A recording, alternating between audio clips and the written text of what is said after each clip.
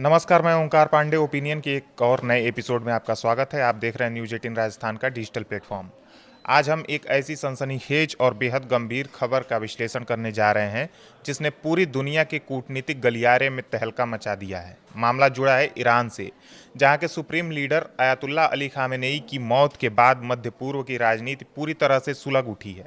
Khamenei की मौत के बाद उनके बेटे और नए उत्तराधिकारी मुस्तफा खामेनेई ने सार्वजनिक रूप से बदला लेने की कसम खाई थी, लेकिन बात सिर्फ बयानों तक सीमित नहीं रही। इसके तुरंत बाद ईरान की राजधानी तेहरान से छपने वाले और वहां की सरकार का मुखपत्र माने जाने वाले कट्टरपंथी अखबार हमशहरी ने अपने ऑनलाइन एडिशन में एक ऐसा इन्फोग्राफिक यानी एक पोस्टर जारी किया जिसने अंतर्राष्ट्रीय सुरक्षा एजेंसियों के कान खड़े कर दिए हैं। इस पोस्टर में दुनिया के 13 सबसे प्रमुख नेताओं की तस्वीरें छपी हैं जिन्हें ईरान अपने सुप्रीम लीडर की मौत और इलाके में चल रहे युद्ध का सीधा जिम्मेदार मानता है। इस लिस्ट का सीधा और साफ मतलब यह निकाला जा रहा है कि ये 13 वर्ल्ड लीडर्स अब सीधे तौर पर ईरान के निशाने पर हैं, उसकी हिट लिस्ट में हैं। अब आप सोच रहे होंगे कि इस लिस्ट में अमेरिका के राष्ट्रपति डोनाल्ड ट्रंप या इजरायल के प्रधानमंत्री बेंजामिन नेतन्याहू का नाम होना तो समझ आता है, क्योंकि ईरान की दुश्मनी इनसे जग जाहिर है। इसमें ब्रिटेन, फ्रांस और जर्मनी के राष्ट्राध्यक्षों का होना भी हैरान नहीं करता। लेकिन इस पूरी फहरिस्त में जिस एक नाम ने सब कुछ ज़्यादा चौंकाया है वो है इटली की खूबसूरत और बेहद आक्रामक प्रधानमंत्री जॉर्जिया मेलोनी का नाम। जी हाँ, इटली की महिला प्रधानमंत्री मेलोनी भी ईरान की इस खतरनाक लिस्ट में शामिल हैं। तो आखिर ऐसा क्या हुआ कि शांत दिखने वाला और यूरोप के एक कोने में बसा इटली अचानक ईरान का इतना बड़ा दुश्मन बन गया? आखिर मेलोनी ने ईरान का ऐसा क्या बिगाड़ दिया कि उनका नाम ट्रंप और नेतन्याहू के बगल में लाकर खड़ा कर दिया गया? आज हम इसी मेलोनी एंगल को पूरी गहराई से और विस्तार से समझेंगे। इस पूरे विवाद को समझने के लिए हमें सबसे पहले जॉर्जिया मेलोनी की राजनीतिक विचारधारा और उनकी सरकार के रुख को देखना होगा। मेलोनी इटली की एक कट्टर दक्षिणपंथी यानी राइट विंग नेता हैं।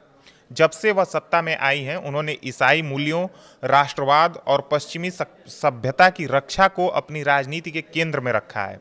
ईरान जैसे इस्लामिक रूढ़िवादी देश के लिए मेलोनी की यह वैचारिक छवि हमेशा से खटकती रही है। ईरान को लगता है कि मेलोनी सिर्फ एक देश की नेता नहीं है, बल्कि वह पश्चिमी ताकतों की उस वैचारिक सोच का नेतृत्व कर रही हैं जो मध्य पूर्व के इस्लामिक देशों पर अपना दबदबा बनाना चाहती हैं। लेकिन बात सिर्फ विचारधारा की नहीं है, असली खेल तो रणनीति, भूगोल और सैन्य ताकत का है।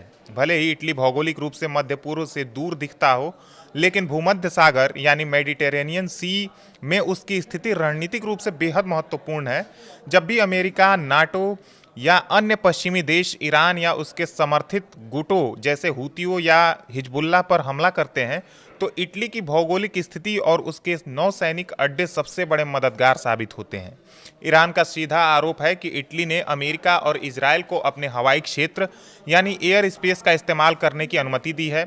ईरान की नज़रों में यह कोई छोटी बात नहीं है। ईरान का मानना है कि अगर इटली और मेलोनी की सरकार पश्चिमी देशों के लड़ाकू विमानों और मिसाइलों को रास्ता न दें तो ईरान पर हमला करना इतना आसान नहीं होगा। यानी ईरान इटली को एक ऐसे परोक्ष हमलावर के रूप में देख रहा है जो खुद तो सामने से जंग नहीं लड़ रहा, लेकिन दुश्मनों को हथियार और रास्ता मुहैया करा रहा है।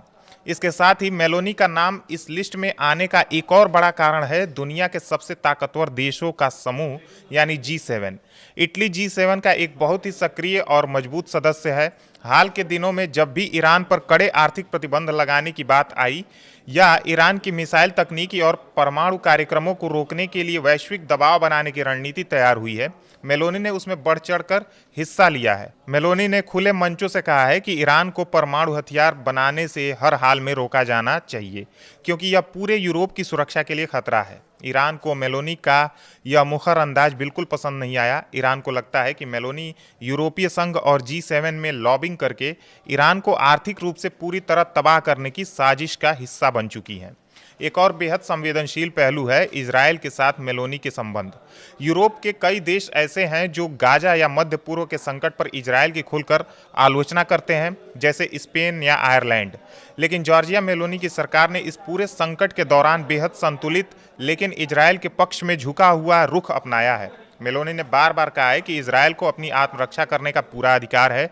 ईरान के लिए जो इजरायल को अपना सबसे बड़ा दुश्मन मानता है और उसे दुनिया के नक्शे से मिटाना चाहता है, इजराइल का समर्थन करने वाला हर एक नेता उसका अपना दुश्मन बन जाता है। मेलोनी द्वारा इजराइल के हक में खड़े होना और ईरान समर्थित आतंकी गुटों की निंदा करना तेहरान के शासकों को नागवार गुजरा। यही वजह है कि जब ईरान के सरकारी अखबार ने यूरोप के नेताओं को निशाना बनाने की सोची तो उसने यूरोप के छोटे या शांत देश को छोड़ दिया।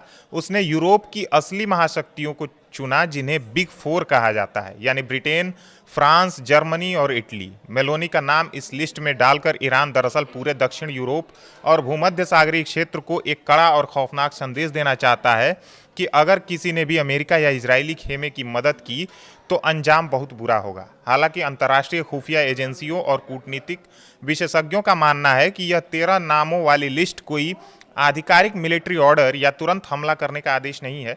यह असल में मुस्तफा खामनेई और ईरानी प्रशासन द्वारा खेला गया एक मनोवैज्ञानिक खेल है।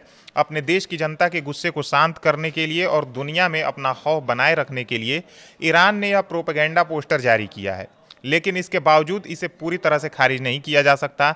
मेलोनी जैसी मजबूत महिला नेता को इस तरह की हिट लिस्ट में शामिल करना यह दिखाता है कि आज के दौर में इटली वैश्विक राजनीति में कितना महत्वपूर्ण खिलाड़ी बन चुका है और कैसे मेलोनी के फैसले ने सीधे ईरान के सुप्रीम लीडर के महल तक हलचल पैदा कर दी है। अब देखना यह होगा कि इटली और खुद जॉर्जिया मेलोनी ईरान की इस गीदड़ भभकी का क्या जवाब देती हैं। लेकिन एक बात साफ है कि मध्य पूर्व की यह चिंगारी अब यूरोप के दरवाजे तक पहुंच चुकी है। धन्यवाद।